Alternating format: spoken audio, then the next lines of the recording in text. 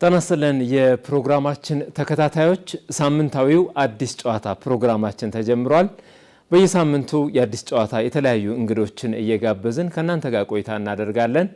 ዛሬም አንድ እንግዳ ጋብዘናል። ኢትዮጵያ ኔክስት ቶፕ 2026 ሞዴል አሸናፊ ከሆነው ከሞዴል ሰለሞን አዲስ ጋር የአዲስ ጨዋታ እንግዳ አድርገን ከሱ ጋር ቆንጆ ማለፊያ የአዲስ ጨዋታ ጊዜ እናሳልፋለን። አብራችሁን እንድትቆዩ በአክብሮት እንጋብዛለን። ሰለሞን አሰፌ የፕሮግራሙ አዘጋጅና አቅራቢ ነኝ። ከመላው የስቱዲዮና የስርጭት ባለሙያዎች ጋር በጋራ እንቆያለን። ኢትዮ ቴሌኮም ደግሞ የፕሮግራማችን አጋር ነው። አዲስ ጨዋታችን ይቀጥላል። አብራችሁን ቆዩ።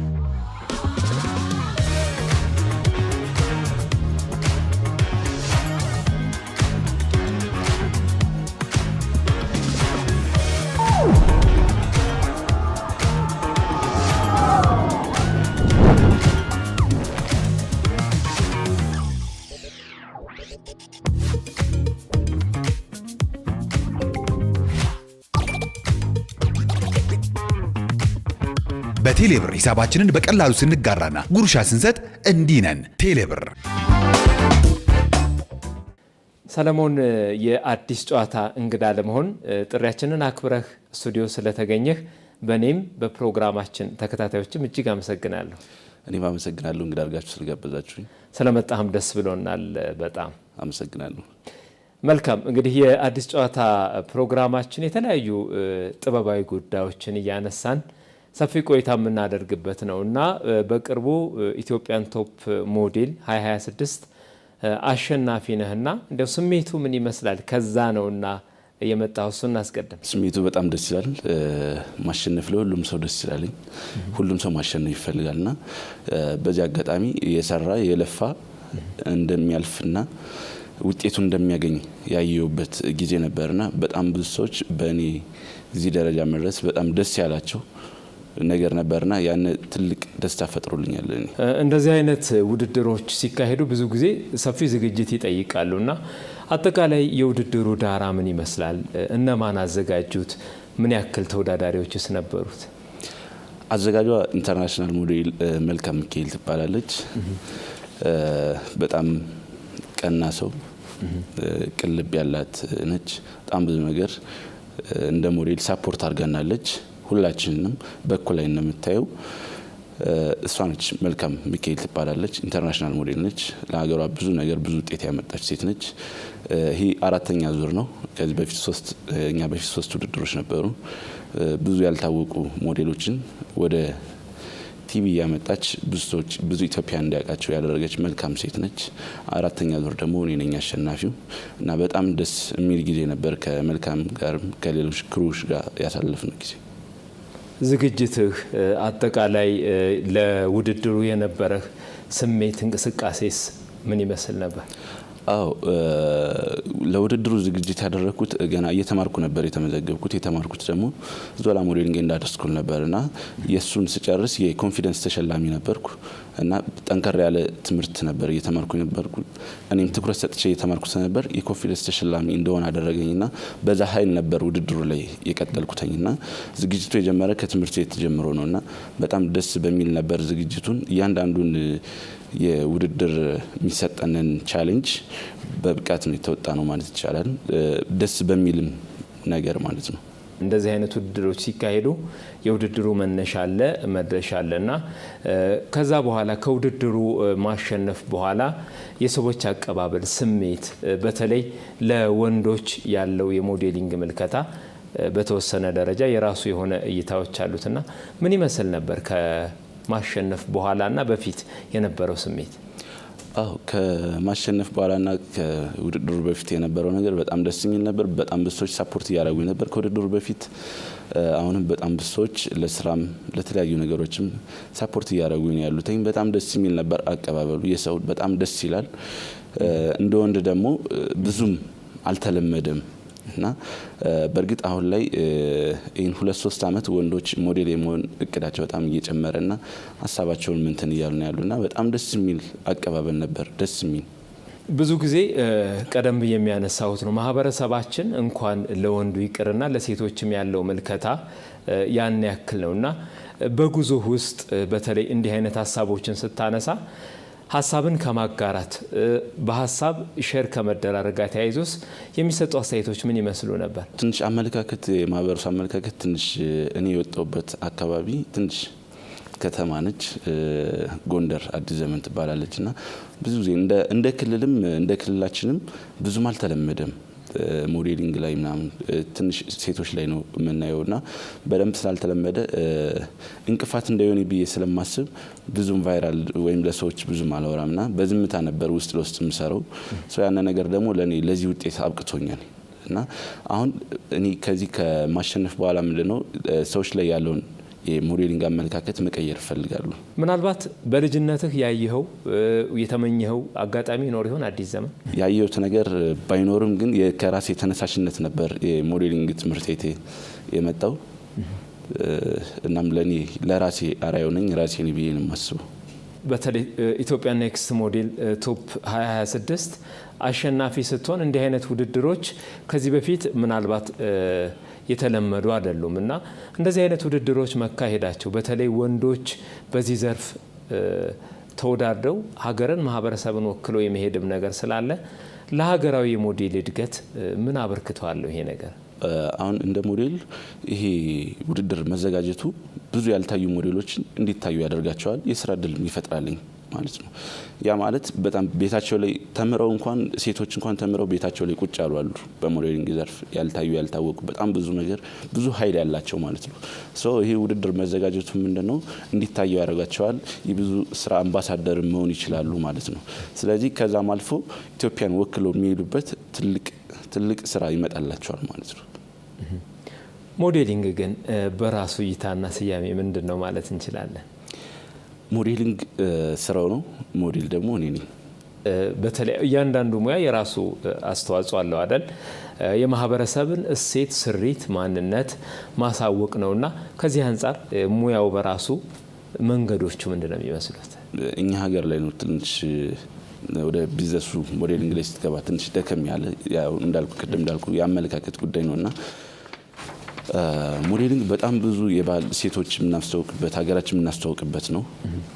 ስለዚህ ከዚህ አልፎ በጣም ሀገርን ወክለህ ሄደህ ሀገርን አስጠርተህ የምትመጣበት አሸንፈህ የምትመጣበት ነውና ለሞዴሊንግ ጥሩ አመለካከት መኖር አለበት ብዬ አስባለሁ።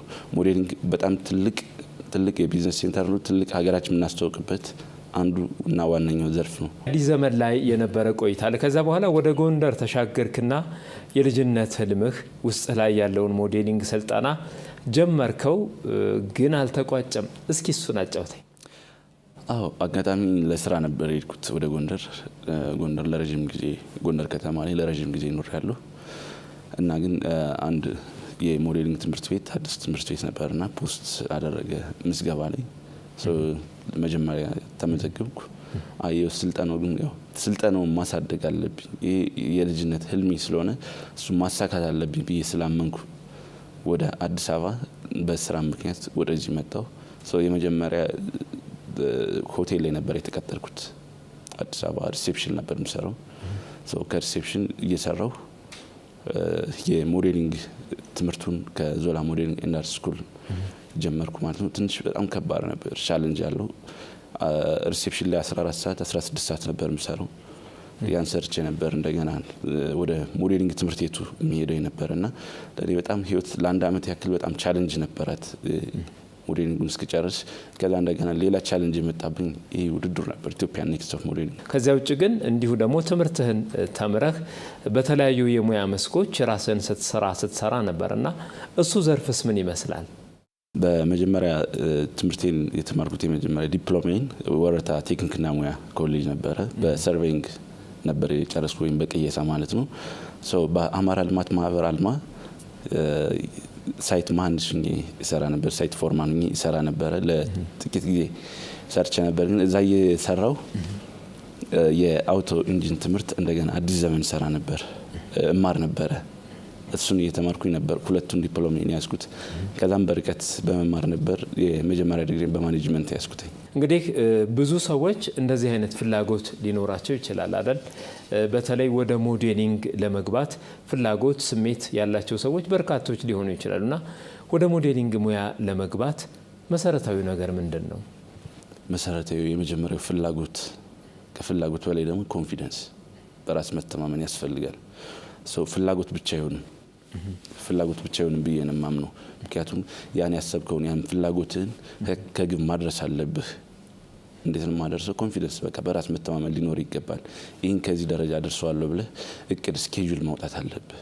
ያንን ነው ብዬ የማምነው። ማንኛውም ሰው ግን ሞዴል እሆናለሁኝ ብሎ ማድረግ ይችላል ወይስ ደግሞ ሂደቱና ጉዞ ምን ይመስላል? አሁን ብዙዎቻችን የብዙ ሰውም ስሜት ስለሆነ ነውና እስኪ እሱ ላይ ሀሳብ ስጠኝ። ሞዴሊንግ የራሱ ካታጎሪ አለው። ራንዌይ ሞዴሊንግ የሚባል አለ፣ ፎቶ ሞዴሊንግ የሚባል አለ። ኢቭን ወደ እምነት እንኳን ስንመጣ ሙስሊሞች ላይ ሂጃብ ሞዴሊንግ የሚባል አለ። ወደ ህጻናት ስንመጣ ደግሞ ችልድረን ሞዴሊንግ የሚባል አለና ብዙ አይነት ካታጎሪ አለው። ከነዚህ ውስጥ አሁን ሞዴል ሲባል ሸንቀጥ ያለ ቁመናው የሚያምር ለብዙ ጊዜ ካስት የሚደረጉት እነዛ ናቸው። ግን ደግሞ ወደ ፎቶ ሞዴሊንግ ውፍረት አይፈለግም። አሁን ለራንዌይ ቢባል ወፍራም ሰው አይሆንም። ግን ደግሞ ምን አለ ፕላስ ሳይዝ ሞዴሊንግ የሚባል አለ። ፕላስ ሳይዝ ለወፍራሞች ምናምን ማለት ነው። ግን ምንድነው እነዚህ ወፍራሞች አሁን አንዳንድ የሚፈለጉበት ለፎቶ የሚፈለጉበት ጊዜ ሊኖር ይችላል ምናምና ሞዴሊንግ የራሱ ካታጎሪ አለና እኔ አሁን ማንኛውም ሰው ሞዴል መሆን ይችላል ብትለኝ ሞዴል መሆን ይችላል አልልም።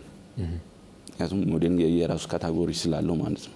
ሰለሞን፣ የልጅነት ህልሙ እንግዲህ ቀደም ብለህ እንዳነሳህልኝ የልጅነት ህልምህ ውስጥ ላይ የነበረው ነውና የልጅነት ህልምን ወደ ስኬት ለማምጣት በተለይም ደግሞ ስትመጣ መንገዱ ምን ይመስል ነበር?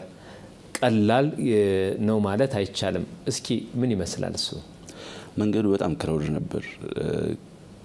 በብዙ ነገር የተፈተንኩበት ነው። ግን የማያልፍ የለም። ያ ሁሉ አልፎ ለዚህ ደርሻለሁና ከባድ ነበር። ቅድም እንዳልኩ ትምህርት ለመማር እረፍት የለኝም፣ እንቅልፍ የለም። በጣም ብዙ ነገር ከባድ ነበር። አስቸጋሪ ጊዜያትን ነበር ያሳለፍኩት። ግን የእግዚአብሔር ፍቃድ ሆነና እዚህ ደረጃ ደርሰናል።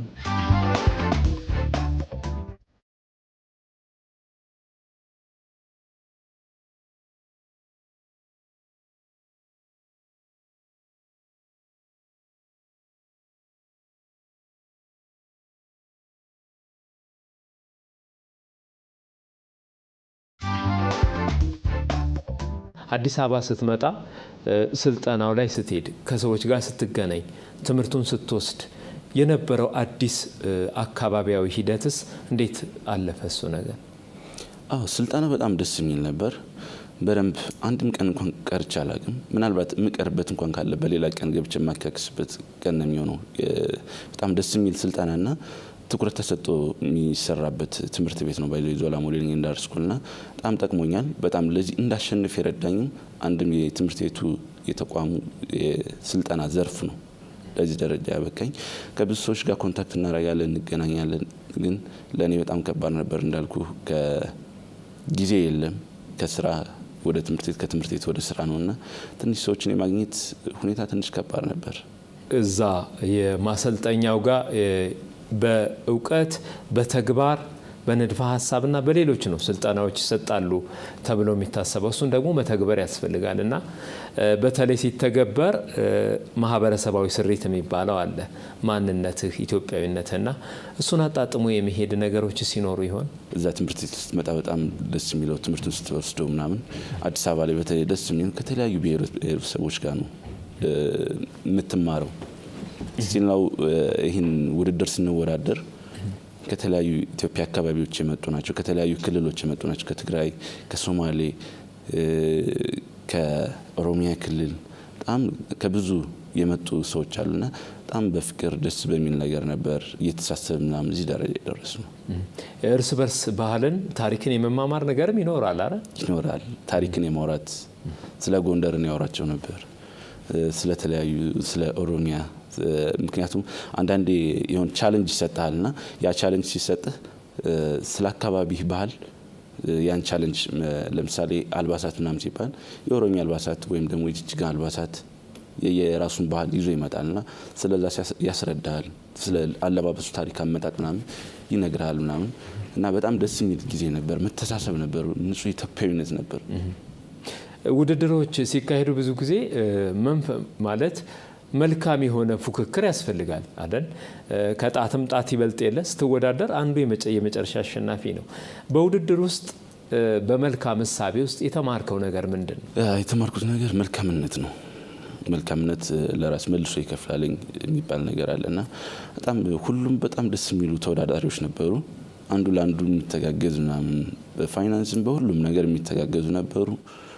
ኢቭን የሆነ ደቂቃ ስታረፍድ ምን ነው በሰላም ነው ወይ ብለው የሚደውሉ ሰዎች ነው ያሉትና እንትን የለም ምንድነው ይባል ኢጎ ምናምን የሚባል ነገር የለም እዛ ውድድር ላይ።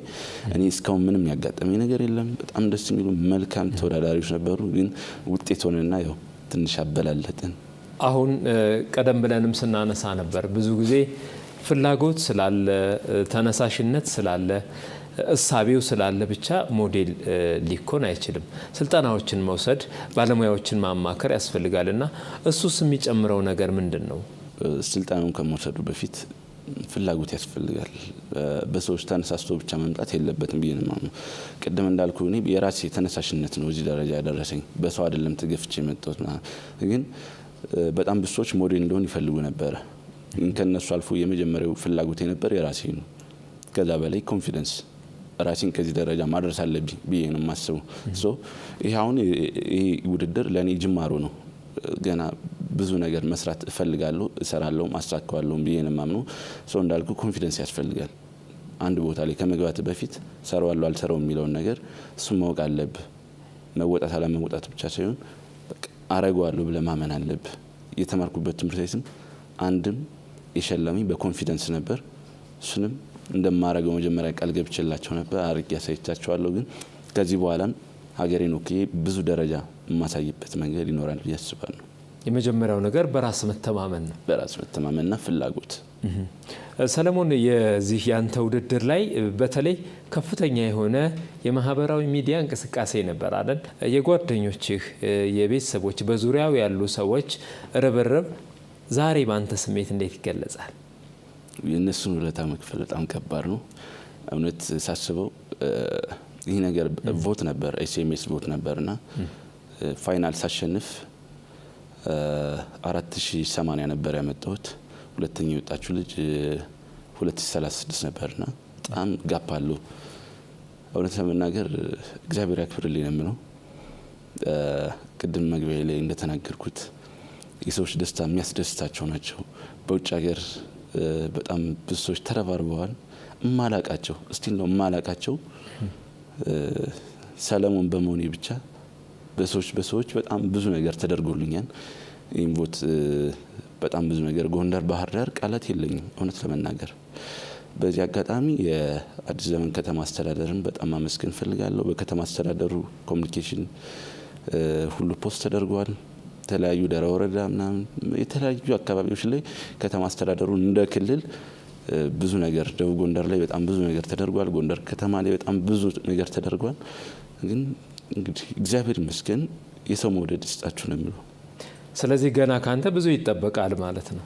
በደንብ አንድም ልፋቴም ጥረቴም ለነሱ ነው ብዬ ነው የማምነው። ከዚህ በኋላ የምሰራውም የማደርገውም ብዬ የማምነው የነሱን ልፋት መናው ነው እንዳይቀር ላደረጉልኝ ነገር ትልቅ ደረጃ ደርሼ እነሱንም ማኩራትም እፈልጋለሁ።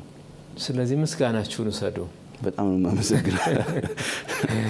መልካም። እንግዲህ ብዙ ጊዜ በሞዴሊንግ ሙያ ላይ ያሉ ሰዎች ቁጥብ ናቸው፣ የተመረጡ ናቸው ይባላል። ያ ሲባል ራስን በተለያየ ቦታ ላይ ማለት አልባሌ በሆኑ ነገሮች ቦታ ላይ መገኘት ተገቢ አይደለም። ከዚያ ባለፈ ግን ራስን ማክበር፣ ማህበረሰብን ማክበር፣ ዝቅታን መልመድ ወሳኝ ነውና ለስኬትም መሰረት ነውና የሰለሞን ባህሪ ከዚህ አንጻር እንዴት ይቃኛል?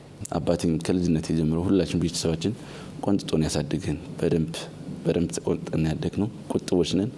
አድርጉ የተባልነው ብቻ ነው የምናደርግ፣ አታድርጉ የተባልነውን አናደርግም። ከዛም አልፎ ከቤተሰብ ስትወጣ ደግሞ አንዳንድ የምትማራቸው ትምህርቶች ይኖራሉ። ከዛም አንጻር ቅድም ብያለሁ ዛላ ሞዴሊንግ እንዳርስኩን ሲያስተምር ኮንፊደንስ እያንዳንዱ የሞዴሊንግ ስራ ብቻ አይደለም፣ ከስነ ምግባር ጀምሮ ነው፣ ከሰዓት ጀምሮ ነው።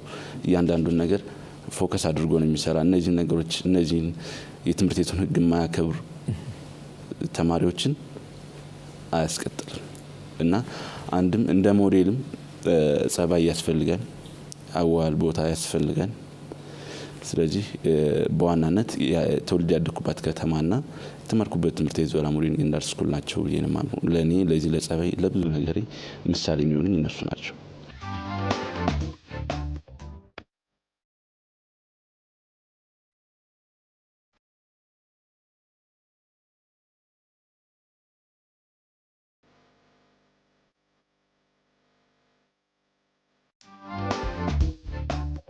የተከበራችሁ የአዲስ ጨዋታ ፕሮግራም ተከታታዮች አዲስ ጨዋታ ፕሮግራማችንን ነው እየተከታተላችሁ ያላችሁት።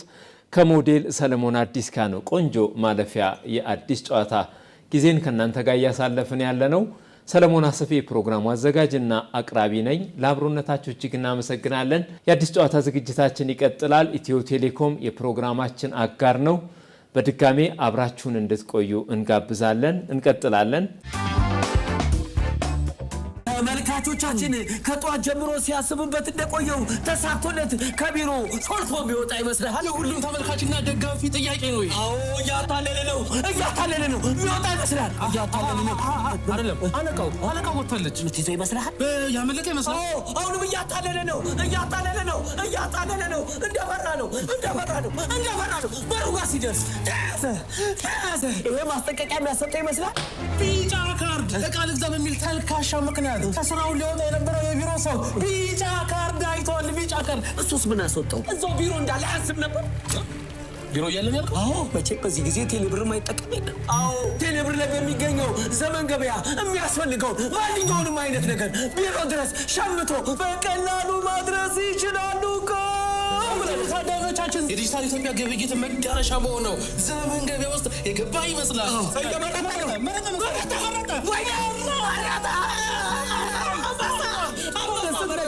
ይሄንን ቀሚስ ባይገዛ ኖሮ አልቆለት ነበር። የቅድሙ ማስጠንቀቂያ ትምህርት ሆኖ ይመስለኛል። ደረሰ። ተመልካቾቻችን ቀሚሱ ቢሮ ደረሰ። ከጠፋነ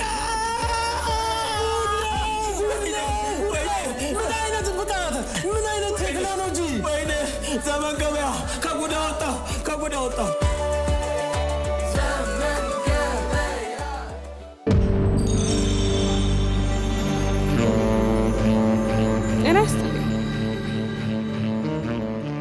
ቀኔን ደስ በሚል መንፈስ ስጀምር የባንካችንን ደንበኞች ማስተናገድ የሚሰጠኝ ልዩ ደስታ እያሰብኩ ነው። ስራዬን እንድወደው ያደርጉኛል። ግሩም ሀሳባቸውን ሊያሳኩ የጀመሩትን መንገድ ከዘመን ባንክ ጋር ሊጓዙት ስለመረጡን እኛም ትልቅ ውጥናቸው ውስጥ ቦታ ስላለን ደስ እያለኝ አስተናግዳቸዋለሁ። ደንበኞቻችንን ባሉበት ቦታ ተገኝተን ስናገለግላቸው የበለጠ ክብር ይሰማናል። በወዳጅነታችን ስኬት፣ በስራችንም ውጤት ደስ እያለን እንውላለን። በስራዬ ተደስተው የሚሰጡኝ ምላሽና ስኬት ትልቁ ክፍያዬ ነው። በማንኛውም ቦታና ሁኔታ ባንካችን ቀልጣፋ ምላሽ አለው።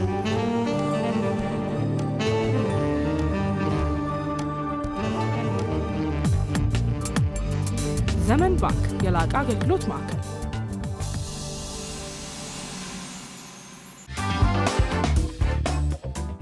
ተመለስኩኝ ወደ አንተ። ከሞዴል ጋር ቁጭ ብሎ ሞዴል መስሎ መምጣት ያስፈልጋል። በነገራችን ላይ የአለባበስ ራሱን የቻለ ከዚህ ምንድን ነው የሚባለው? ዝነጣ ነው የሚባለው። አዎ እሱ ላይ እንደው አንድ ሀሳብ ብናነሳ ደስ ይለኛል። ዝነጣ እድገቴ ነው። ከልጅነቴ ጀምሮ ከራስ ጸጉሩ እስከ እግር ጥፍሩ ጥንቅቅ ያለ ይባላል። አንድ ሞዴል እንደሆነ የረዳኝ ከልጅነት የነበረኝ የራሴ ያስተዳደግ ሁኔታ ነው ብዬን ማስበው። ኢትዮጵያን ኔክስት ቶፕ ሞዴል አይደል 2026 አሸናፊ ስትሆን ሽልማት አለ። ከሽልማቱ በኋላ ምቾት፣ ውፍረት፣ ቀጣይ ቅድስ እንዴት መጣ? ሽልማት ነበረው። አጋጣሚ 100 ሺህ ብር ነበር ሽልማቱ። ከዛ በተጨማሪ እንግዲህ እንዳልከው የቀጣይ ኔክስት ሀሳቦች አሉ። ቀደም ብየዋለሁ። አካባቢያችን ላይ ባህር ዳርም ሊሆን ይችላል ጎንደርም፣ ግን የመጀመሪያ ፕላን አድርጌ ያሰብኩትኝ በብዛት አሁን ባህር ዳር ላይ ብዙ ሞዴሊንጎች አሉ፣ ሞዴሊንግ ትምህርት ቤቶች፣ ግን ጎንደር ላይ ትንሽ ይቀራልና ጎንደር ላይ የመክፈቱ ፕሮግራም አለኝ፣ አላማው አለኝ፣ ሀሳቡ አለኝ። የመጀመሪያው እንግዲህ ፕላን አንድ እሱ ነው የሚሆነው።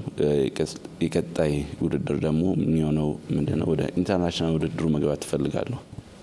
ሀገሬን ወክዬ ሀገሬን ማስጠራት እፈልጋለሁ። ቀደም ብለን ስናነሳ ነበር እንግዲህ ሀሳቡን። አሁን ብዙ ጊዜ ሞዴል ሲባል ሴቶችን ብቻ ነው የመረዳት የማህበረሰባችን እይታና አሁን ላይ ወንዶች በሞዴሊንጉ ዘርፍ በደንብ የመውጣት ስልጠናዎች፣ ማሰልጠኛዎች የመስፋት የተለያዩ ዝግጅቶች የመቅረብ ነገር አለና እንደ ሀገር እድገቱ እንዴት መቀጠል አለበት? በቀጣይስ እንደ ሀገር ምንድነው አሁን ፍላጎትህን ማስገባት ግብ ማሳካት አለብህ ብዬ ነው የማምነው።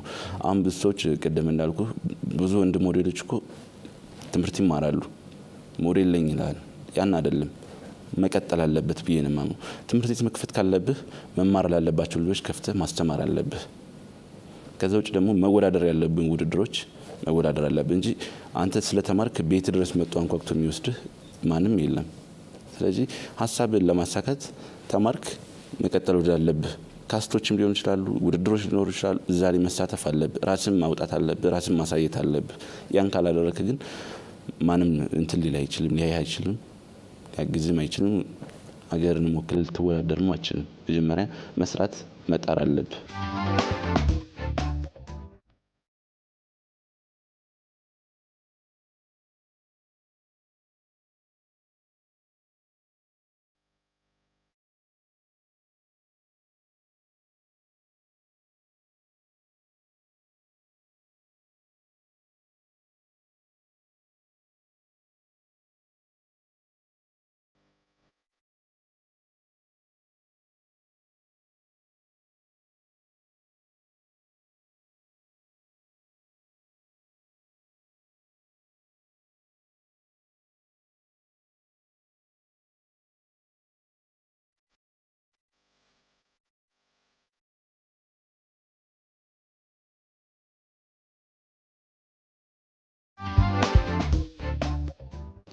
በህይወት እንቅስቃሴ ውስጥ ነገሮችን በመስመራቸው ማስሄድ ያስፈልጋል። በተለይ የሞዴሊንግ ሙያ አንድ ጊዜ ብቻ ተምረህ ሰልጥነህ የምትተው አይደለም አይደል? ራስን ማብቃት፣ ማሳደግ፣ አዳዲስ ነገሮችን መረዳት፣ የዓለምን ተጨባጭ ሁኔታ ማወቅ ያስፈልጋልና ሌሎች ሰፋ ያሉ ወጣ ያሉ ውድድሮችን በቀጣይ የማሰብ ነገር ሲኖር ይሆን? ግቤን እዚህ ላይ አይደለም ማቆም የምፈልገው። እንዳልኩ ቅድም ብያለሁ፣ ሀገሬን ኢትዮጵያን ወክዬ ወደ ኢንተርናሽናል ስቴጅ መምጣት ፈልጋለሁ። በዛም ሀገሬን ማስጠራት ፈልጋለሁ። አሁን ቀጣይ ኔክስት ሀሳቤ እሱ ነው። አዲስ ጨዋታ ላይ እንግዳ አድርገን ስንጋብዝህ ካንተ የህይወት ተሞክሮ ብዙዎች ይማራሉ ነው። ገና ብዙ መንገድ ይጠብቀሃል።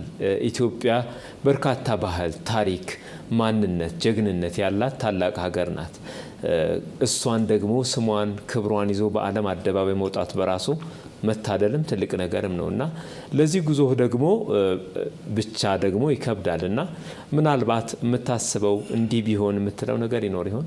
የኔን ሀሳብ መደገም የሚፈልጉ ሰዎች ካሉ እኔን በተለያዩ ስራዎች አምባሳደርም ሊሆን ይችላል፣ ኖርማሊ ሳፖርት ማድረግ የሚፈልጉት ነገር ሊኖር ይችላል። እኔ አሁን ትምህርት መማር ፈልጋለሁ፣ የሚቀሩ ነገሮች ምናምን አሉ። ይህን ነገር ለማድረግ ታሪክ ማወቅ ያስፈልጋል። ዝም ብሎ አይደለም ኢንተርናሽናል ስቴጅ መውጣት የሚቻለው፣ ብዙ ነገሮችን ያስፈልጋል። ስለዚህ እኔ አሁን እነዚህ አይነት ዝግጅቶች ላይ ነው ያለው፣ ትምህርት ላንጉጅ የመማር ስራ ላይ ነው ያለው ምናምንና እነሱ ላይ አሉ። ሌላም ነገሮች ሳፖርት የሚደረጉ ነገሮች አሉ።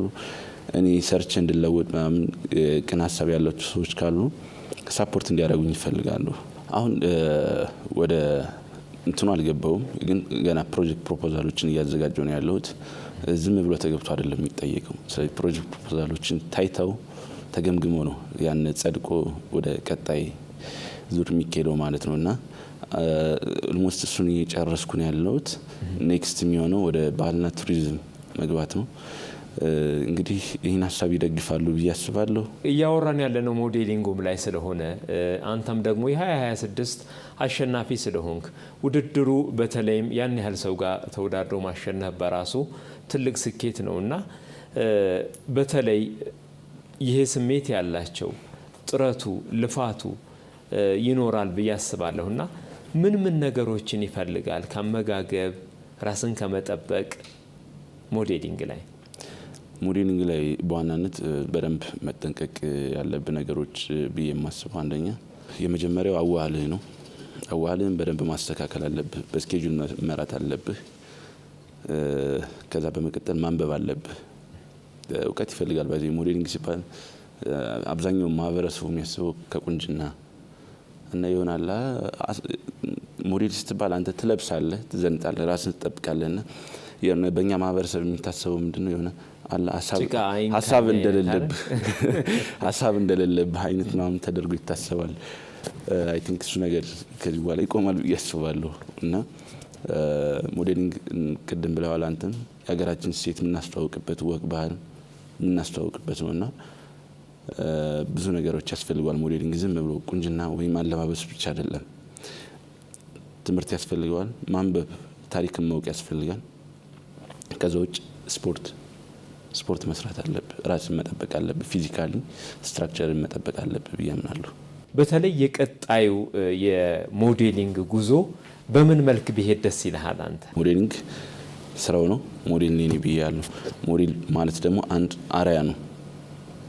ስለዚህ በብዙ ነገር መሄድ እፈልጋለሁ። በምን ካልከኝ ብዙ የሚረዱ የአረጋውያን መርጃ ማዕከሎች አሉ። እነሱ ጋር አንዳንድ ፋሽን ሾዎችን ምናምን በማዘጋጀት እርዳታዎችን ማዘጋጀት እፈልጋለሁ። በብዙ መንገድ መስራት እፈልጋለሁ። ሞዴሊንግ ሲባል አመለካከቱን እንቀይረዋለን። ከዛ ውስጥ ለእኔ አርአያ የሚሆነኝ ማን ነው ካልከኝ ዞራ ሞዴሊንግ እንዳርስኩን በየአመቱ የሚያዘጋጀው የህፃናት የልብ ህሙማን መርጃ ማዕከል አለ።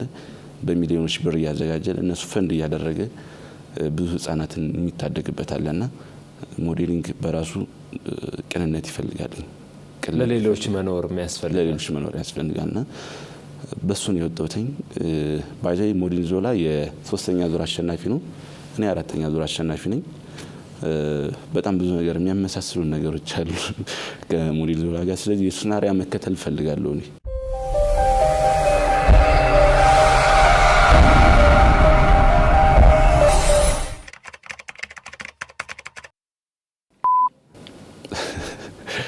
ሞዴል ባይሆን ኖሮ በተማርኩበት ዘርፍ ቀጥል ነበር። ኢንጂነር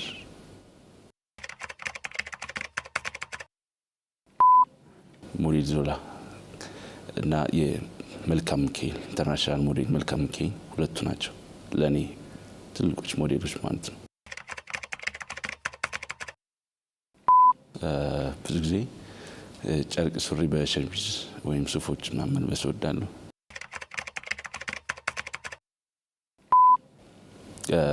ሰውን ማክበር፣ ሀገርን ማክበር።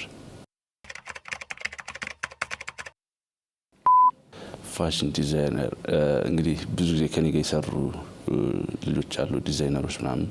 በቅርቡ ደግሞ ኢትዮጵያ ኔክስት ኦፍ ሞዴሊንግ ላይ ያገኘሁት ፋሽን ዲዛይነር አለ፣ ቤኪ ይባላል። በጣም ጎበዝ ዲዛይነር ነው።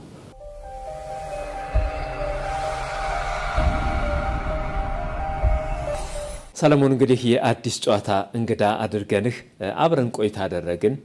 በጉዞህ፣ በስራህ፣ በሙያህ፣ በስኬትህ በርካታ ነጥቦችን ያነሳ ነውና ምናልባት የቀረ የሚተላለፍ መልእክት ካለ ግን እድሉን ሰጥተናል። በጣም ነው የማመሰግን። እዚህ ደረጃ እንድደርስ ብዙ የለፉ ማህበረሰቦች አሉ፣ በጣም ብሶች አሉ በዙሪያዬ የሰው ደስታ የሚያስደስታቸው፣ እነሱን በጣም አመሰግናለሁ። እንደ ከተማ ደግሞ የተወልጄ ያደኩባት ከተማ አስተዳደር አዲስ ዘመን ከተማ አስተዳደርን በጣም ማመስገን እፈልጋለሁ። ብዙ ነገር ረድተውኛል። ከዛም አልፎ እንግዲህ ቃል የገቡልኝ ነገር አለ። እሱን ደግሞ እንግዲህ አብረን ያለን ከዛ በተረፈ በውጭ ሀገር የሚኖሩ ውድ እህቶቼ ወንድሞችን በጣም ማመስገን ፈልጋለሁ። ብዙ ነገር ሳፖርት አድርገውኛል ፖስት በማድረግ የጎንደር ወጣቶችን በጣም ማመስገን ፈልጋለሁ። የጎንደር ቲክቶከሮችን በጣም ማመስገን ፈልጋለሁ። እግዚአብሔር ያክብርልኝ። አሚኮ እንግዲህ ቃላት የለኝም እውነት ለመናገር ገና ከመምጣቴም በደንብ አሪፍ አድርጋችሁን አቀባበል ያደረጋችሁልኝና እግዚአብሔር ያክብርልኝ። እንግዳ አድርጋችሁ ስለጋበዛችሁኝ በጣም ማመሰግነው። ሶልዬ እንግዲህ አሚኮ በጣም ትልቅ ቴሌቪዥን ጣቢያ ነው። በጣም ማመሰግነው። እግዚአብሔር ያክብርልኝ።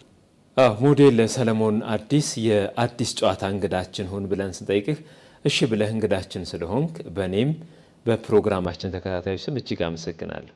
እኔም በጣም አመሰግናለሁ።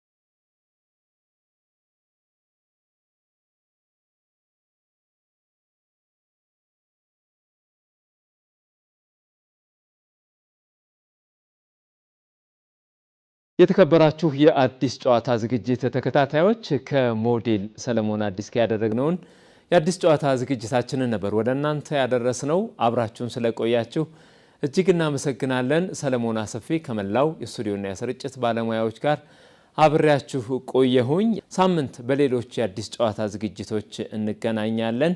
የፕሮግራሙ አጋር ኢትዮ ቴሌኮምንም እንዲሁ አመስግነናል። የሳምንት ሰው ይበለን። ጤና ይስጥልን።